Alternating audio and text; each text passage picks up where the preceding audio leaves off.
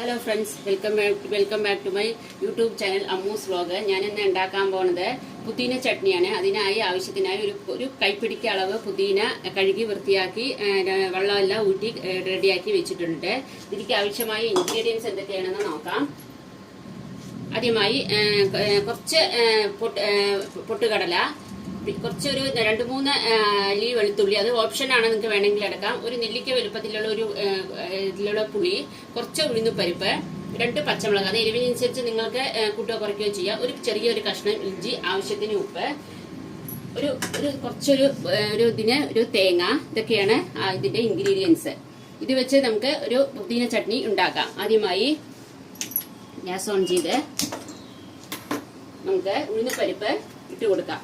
ഞാനിവിടെ കുറച്ച് പുതിനയാണ് എടുത്തിരിക്കുന്നത്, അതുകൊണ്ട് കുറച്ചാണ് ഇൻഗ്രീഡിയൻസ് എല്ലാം എടുത്തിരിക്കുന്നത്. പുതിനയുടെ അളവനുസരിച്ച് നിങ്ങൾക്ക് ഇൻഗ്രീഡിയൻസ് കൂട്ടാം. ഇതൊന്ന് ആയി വരട്ടെ.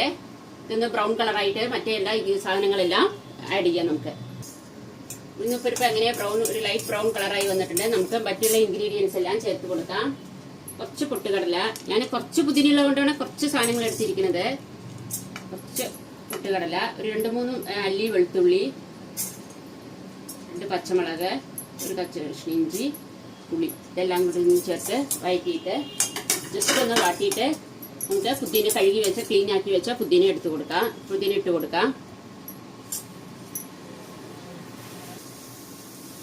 ഇട്ട് കൊടുത്തിട്ടുണ്ട്. പുതിന ഒന്ന് നല്ലോണം വഴറ്റി വരണം. പുതിന വഴറ്റി വരുമ്പോഴേക്കും ഒന്ന് ചുരുങ്ങി വരും. എന്നിട്ട് നമുക്ക് അതിലേക്ക് തേങ്ങ ഇട്ട് കൊടുക്കണം. ഇത് മല്ലിയില വെച്ചിട്ടും ചെയ്യാം, മല്ലിയില തനി പുതിന തലയും ചെയ്യാം, രണ്ടും മിക്സ് ചെയ്തിട്ടും ചെയ്യാം. ഇത് നല്ലതാണ്. ദോശയ്ക്ക്, ഇഡ്ലിക്ക്, ചോറിന്, നമുക്ക് സാൻഡ്വിച്ചിട്ടാകുമ്പോൾ എല്ലാം യൂസ് ചെയ്യാം. പുതിന നല്ലതായതുകൊണ്ട് ദേഹത്തിന് നല്ലതാണ്. ഇതൊന്ന് വഴറ്റി വന്നിട്ട് നമുക്ക് തേങ്ങ ഇട്ട് കൊടുക്കാം. നമുക്കതിലേക്ക് തേങ്ങ ഇട്ട് കൊടുക്കാം.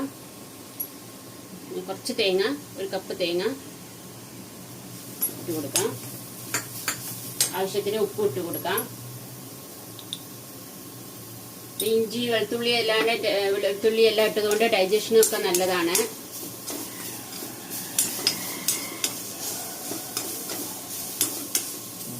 ഇതെല്ലാം ഒന്ന് വഴറ്റി വന്നിട്ടുണ്ട്. നമുക്കിതൊന്ന് ആറിയിട്ട് അരച്ചിട്ട് കാണാം. അങ്ങനെ അതേ വറുത്ത് വെച്ചതെല്ലാം ആദ്യം ഞാൻ അരച്ചെടുത്തിട്ടുണ്ട്. ഇത് സ്വാദിഷ്ടമായ ഒരു പുതിന ചട്നി റെഡിയാക്കിയിട്ടുണ്ട്. നിങ്ങൾ ഇത് ട്രൈ ചെയ്ത് നോക്കണം. പുതിനയും മല്ലിയിലയും വെച്ച് രണ്ടും മിക്സ് ചെയ്ത് ചെയ്യുക, രണ്ടും തനി ചെയ്ത്. എൻ്റെ കയ്യിൽ മല്ലിയില ഇല്ലാത്തതുകൊണ്ടാണ് ഞാൻ പുതിന വെച്ചത് തനി ചെയ്തത്.